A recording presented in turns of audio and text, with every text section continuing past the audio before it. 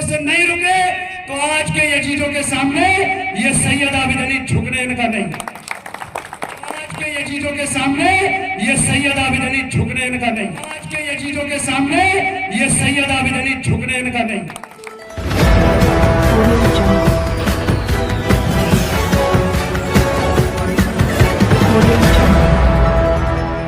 मैदान था, 72 मेरे घर वाले थे और लाखों का लश्कर था और यजीद कह रहा था कि दुनिया के मालो दौलत ले लो, दुनिया के तख्तो ताज ले लो, केवल बैत कबूल कर लो। और मेरे घर वालों ने कहा कि शहादत का जाम पीना मंजूर है लेकिन एक शराबी की बैत मंजूर नहीं है। ये मेरा पेशा, ये मेरा खून है। चंद आज के यजीद चाहते हैं कि सैयद आबिदी कम बोले या ना बोले। मैं कह देना चाहता हूं कि जब हमारे बुजुर्ग लाखों के लश्कर और तीर और तलवार के सामने हक बात बोलने से नहीं रुके तो आज के यजीदों के सामने ये सैयद आबिद अली झुकने इनका नहीं। बसपा प्रत्याशी ने सभा को संबोधित करने के दौरान एक ऐसा बयान दे डाला जो कि हर हाल में गलत। बरेली से खबर बुलंद भारत के लिए श्रीपाल गोस्वामी की रिपोर्ट। देश का सबसे बड़ा चुनाव देश में चल रहा है, यानी कि देश की सत्ता का चुनाव है। देश की जनता इस बार किस पार्टी को देगी देश की सत्ता की चाबी, जिसको लेकर देश की सभी राजनीतिक पार्टियों ने अपने अपने जनता के लिए घोषणा पत्र जारी कर जनता को अपनी ओर लुभाने की कोशिश की है।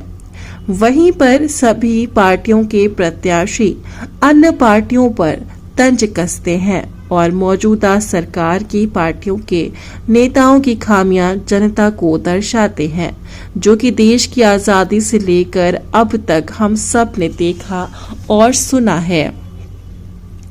मगर यूपी के बरेली की आंवला लोकसभा सीट से बहुजन समाज पार्टी के प्रत्याशी सैयद आबिद अली ने अपने चुनाव कार्यालय के शुभारंभ के मौके पर सभा को संबोधित करने के दौरान एक ऐसा बयान दे डाला जिससे इंसानियत को ही शर्मसार कर गए, तो वहीं वो सभी विपक्षी नेताओं को यजीद का दर्जा दे डाला।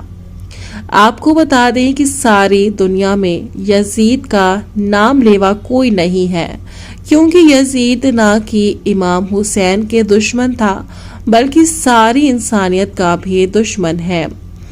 यजीद नाम का दुनिया भर में कोई व्यक्ति नहीं मिलेगा, क्योंकि दुनिया भर के सारे धर्म यजीद से नफरत करते हैं। कभी भी आपने नहीं देखा होगा कि किसी भी धर्म के व्यक्ति ने यजीद की मिसाल दी हो, मगर न जाने किस नशे में चूर होकर बसपा प्रत्याशी ने कह डाला कि मेरे घर वालों ने करबला में यजीद की बैत नहीं की और यजीद से जंग लड़ी, आज हम आज के यजीदियों से लड़ रहे हैं। बसपा प्रत्याशी कौन सी पार्टी के नेताओं को यजीद जैसा मान रहे हैं और कौन सी नियम के तहत इतना घिनौना बयान दे रहे हैं? बसपा प्रत्याशी के यजीदियों वाले बयान से कई सवाल खड़े हो रहे हैं।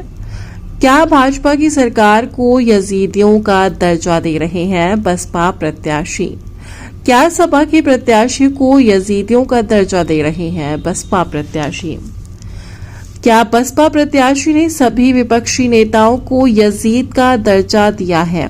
फिलहाल बहुजन समाज पार्टी के आंवला लोकसभा सीट से प्रत्याशी सैयद आबिद अली का ये बयान गैर इंसानियत और गैर राजनैतिक है, तो वहीं गैर शरई भी माना जाता है, क्योंकि दुनिया में काफिर सिर्फ यजीद को समझा जाता है।